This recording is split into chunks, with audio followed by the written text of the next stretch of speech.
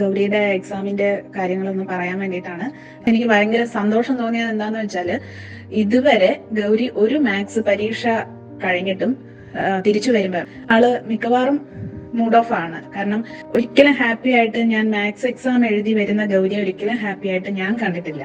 പക്ഷേ ഇപ്രാവശ്യത്തെ മാത്സ് എക്സാമിന് അവൾ തിരിച്ചു വന്നതേ ചിരിച്ചോണ്ടാണ്. അപ്പൊ ഞാൻ ചോദിച്ചു, എല്ലാം എഴുതിയോ, എങ്ങനെയാണ്? അവൾക്ക് ഗൗരി എക്സാം കഴിഞ്ഞ് വന്നപ്പോ എന്നോട് പറഞ്ഞു, റേഷ്യോയുടെ ആ ടീച്ചർ പറഞ്ഞു കൊടുത്ത ആ പോർഷനിൽ നിന്നൊക്കെ ക്വസ്റ്റ്യൻസ് ഉണ്ടായിരുന്നു.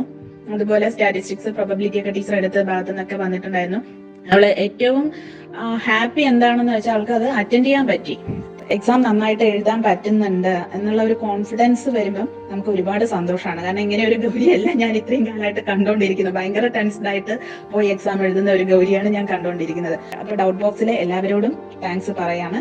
സാറിനോട് പ്രത്യേകിച്ച് താങ്ക്സ് പറയാം, ഞങ്ങളെ ഒരുപാട് ഹെൽപ്പ് ചെയ്യുന്നതിന്.